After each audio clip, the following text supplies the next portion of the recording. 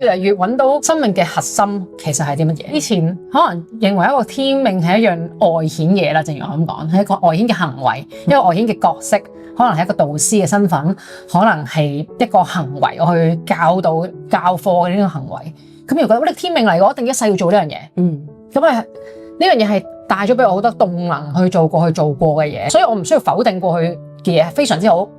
過去非常之好，同時呢刻已經再行前咗一步，就係睇到天命其實正如啱啱所講，唔係一個外顯嘅行為啦，或者係角色嚟嘅。咁所以而家甚至我可以放低導師嘅呢個角色，甚至只係分享咯。而呢刻點樣去用我嘅存在狀態去可以服務到其他人？咁所以我去睇嘅就唔係我係一個導師，而係呢刻呢個世界需要啲咩服務存在咧，我就去做嗰個服務啦。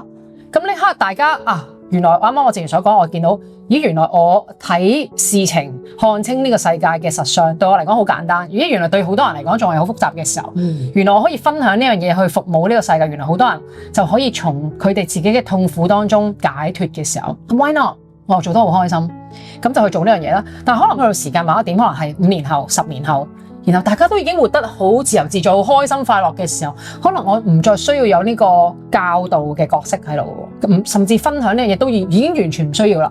咁可能到時我就翻去煮下嘢食啊，翻去大家去已經好開心啦，咁就可以咧去學識煮下美食啊，一齊去打下羽毛球啊。咁可能係到時我會外顯去做嗰樣嘢，就已經完全唔同咗啦。咁所以係呢刻我見到呢個世界。咦，世界需要呢個服務喺度喎，咁而我又能夠提供喎，好似 match 到呢樣嘢，咁我咪去做呢樣嘢咯。而呢樣嘢又令我快樂，令我自由，令我開心，又令其他人都自由、開心、快樂。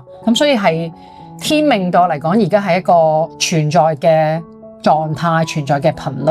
而我嘅存在咧，甚至唔係我講嘅嘢，其實而家好似彷彿我講緊好多嘢啦。但係事實上咧，重點係個存在嘅狀態帶出嚟嗰個頻率，然後讓大家係一齊去對齊呢一個頻率，所以嗰個文字咧係輔助嘅。相反地，嗰個頻率你點樣稱呼嗰樣嘢咧，或者係存在狀態啦，唔用頻率，係呢一樣嘢其實先係個基礎，先係嗰個必須喺度嗰樣嘢。所以文字其實係次要。